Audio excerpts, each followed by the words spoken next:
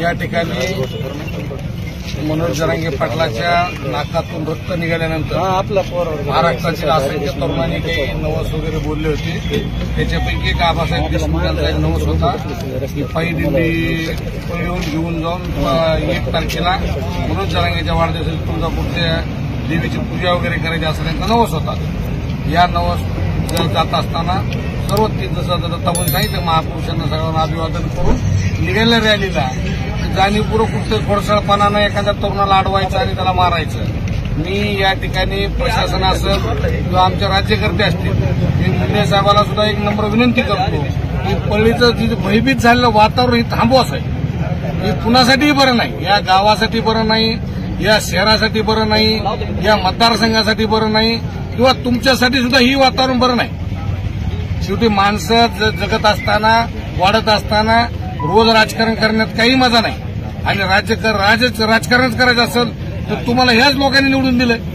गेल्या वेळेस आता जी यात्रा जी बसली या यात्रेतले सगळे तुमचे मतदारच आहेत। डायरेक्ट धनंजय मुंडेला मतदान दिलेलेच लोक आहेत। ती सगळे कुणी विरोधातलं आहे का? कुणाला मतदान केलं तुम्ही गेल्या वेळेस? धनंजय मुंडेला मतदान कुणी मतदान केलं होतं तुम्ही? कुणाला केलंय?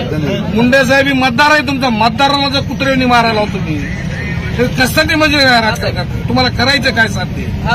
तुम्हाला दिसेल त्याला याला मारा काय परळीत आमची अशी इच्छा आहे की मी प्रशासनाला सुद्धा विनंती करतो वरी सुद्धा आयजी असतील, एसपी असतील, डीवाय साहेब असतील, पीआय साहेब असतील, जरा थोडा तरी पोलिसाचा धाक ठेवा, थोडं पोलीस प्रशासन थोडं काम करा। कायदा ही गोष्ट राहू द्या ना। तुम्ही कायद्याचे जर संपवून टाकत असताल तर मग ही काय शेवटी बिहारच्या पुढे जायची वेळ आली साहेब। सर्वसामान्य माणूस इथला भयभीत झाला। आता हे राजेभाऊ फड आहेत का मराठीचे आहेत का? हे त्यांचं ह्या दिल्लीचा सत्कार करतो। हा ही जातीवाद आणला कुठला? कोण जातीवादी आहे? मराठा समाज केव्हाच जातीवादी नव्हता ना, पुढे होणार नाही।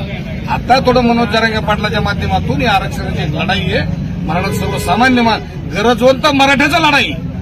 सर्वसामान्य माणूस ज्या माणसावर पडलेत, कामधंदा नाही, उद्ध्वस्त झालेत, कुटुंब बेचिराग झालेत, कुणाला ही नाही, तो वर्ग या ठिकाणी एक लढ्यामध्ये आलाय आणि योगावून आरक्षण भेटलंय। कुणबी सर्टिफिकेट बऱ्यापैकी लोकांचे आता कुणबी सर्टिफिकेट निघालेत। काल आणखीन आरक्षण ही केलंय। काल आता व्हॅलिडिटीला 6 महिने वेळ वाढवून दिलाय। प्रत्येक माणसाला काय आनंद वाटतं चला काहीतरी एक घटना घडायल्यात, त्याला समाजाच्या मुलाबाळाला नोकऱ्या लागतील। अहो मराठ्याचे गावागावात 100, 150, 200 पोरं आहेत त्यांचे लग्न होईना गेले, नोकरी नाही, कामधंदा नाही, काही नाही। नुसतं डीसी इकडे इथे सगळं वाह्यात टीम सगळ्या निर्माण झाल्यात।